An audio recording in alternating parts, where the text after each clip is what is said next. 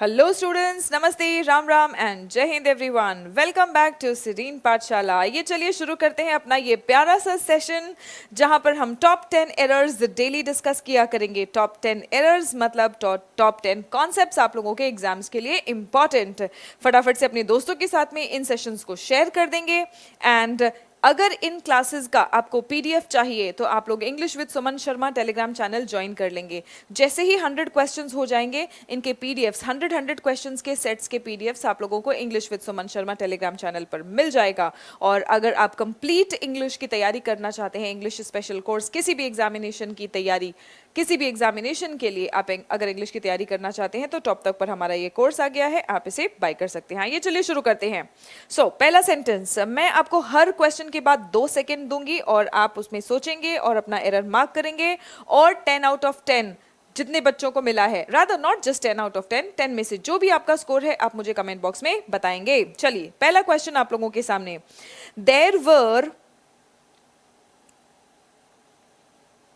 पहला क्वेश्चन आप लोगों के सामने, there were no less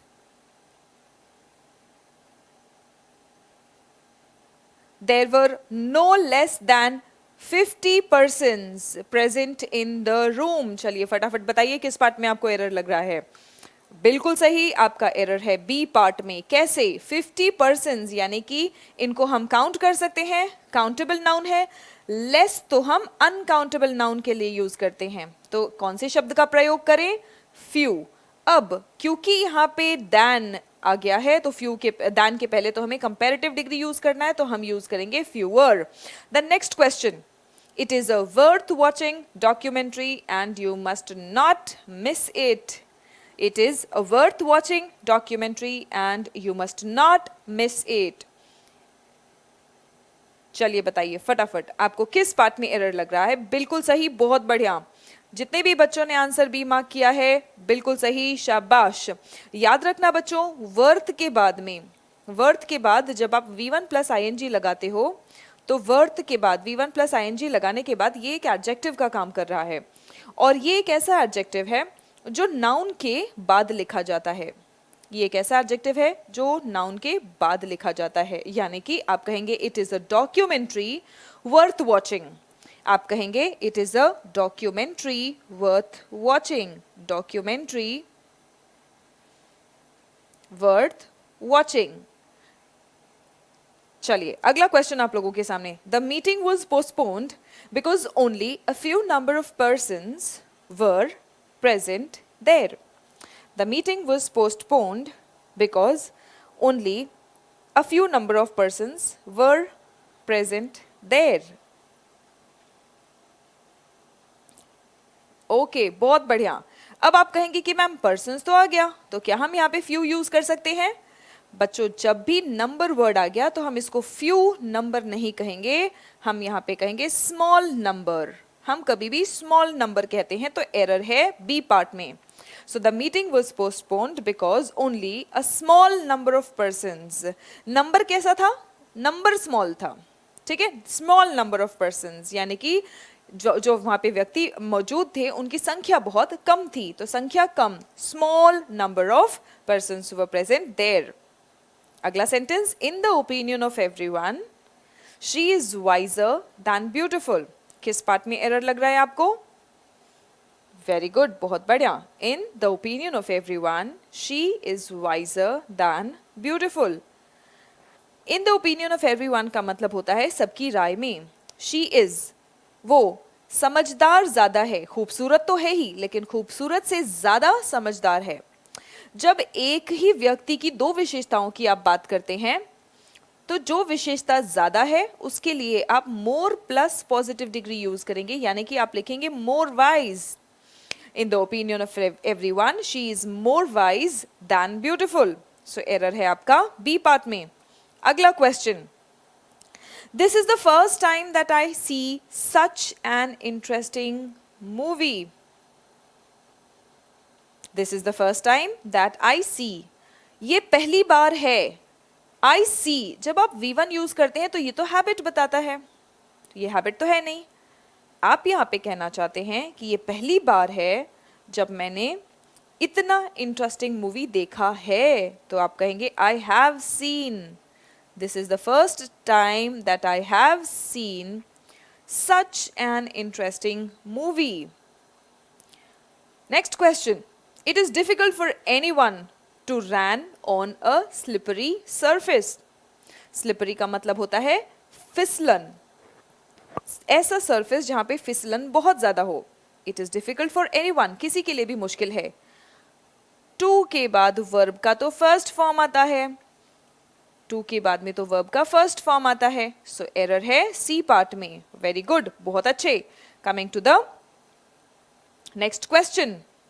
More than one player have been shortlisted for the scholarship. More than one player have been shortlisted for the scholarship. Very good. Remember, हमारे पास दो structures होते हैं बच्चों.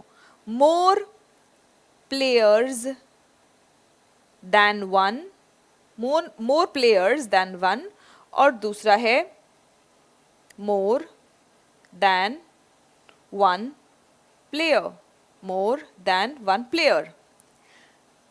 more के तुरंत बाद नाउन आएगा तो प्लूरल में आएगा और इसके साथ वर्ब भी आपका प्लूरल वर्ब होगा. more than one के बाद आएगा तो सिंगुलर काउंटेबल नाउन आएगा, ये आपका पीसीएन था, और इसके साथ वर्ब भी आपका सिंगुलर वर्ब आएगा.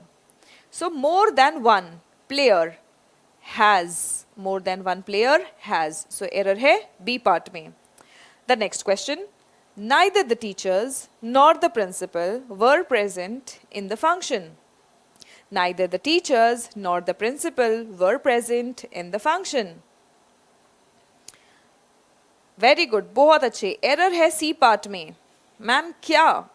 जब भी हम neither nor से दो subjects को जोड़ते हैं, this is subject 1 and this is subject 2, हम हमेशा वर्ब के नजदीक जो सब्जेक्ट है उसके मुताबिक वर्ब यूज करेंगे. द प्रिंसिपल तो सिंगुलर है, तो हम कहेंगे was.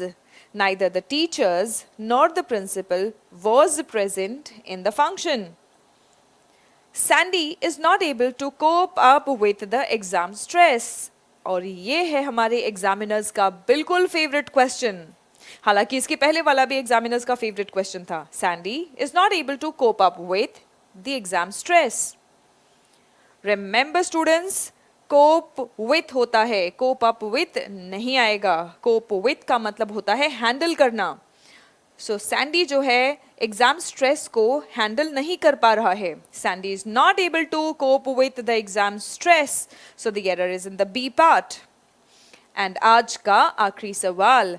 The recent incidents of theft amply illustrate about the loopholes. Loopholes का मतलब होता है कमियां, खामियां in our security system. The recent incidents of threat amply मतलब काफी हद तक. Illustrate का मतलब होता है दर्शाना. Illustrate about the loopholes in our security system. Very good. The error is in the B part. The recent incidents of thefts यानी चोरियां, डकैतियां. The recent incidents, actually इसको हम सिर्फ theft कहेंगे, चोरियां. The recent incidents of theft illustrate, demonstrate, describe, ऐसे शब्दों के बाद हम about use नहीं करते हैं. The recent incidents of theft amply illustrate the loopholes in our system. So error है B part में. बहुत अच्छे, बहुत बढ़िया. So फटाफट से स्टूडेंट्स अपने स्कोर कमेंट करेंगे एंड चैनल को सब्सक्राइब कर लीजिए अगर आप चैनल पर पहली बार आए हैं. और अगर ये छोटे छोटे सेशंस आपको हेल्प करेंगे, आपको लगता है कि हेल्प करेंगे या रिवीजन होगा आपका, तो लाइक करके मुझे कमेंट बॉक्स में जरूर बताइएगा. लेकिन सबसे पहले अपना स्कोर कमेंट करिएगा. सो मिलते हैं अगले इसी तरह के शानदार सेशन में टॉप 10 एरर्स के साथ. तब तक के लिए अपना ख्याल रखिए, खुश रहिए, मस्त रहिए, पढ़ते रहिए, बढ़ते रहिए. जय हिंद एवरीवन.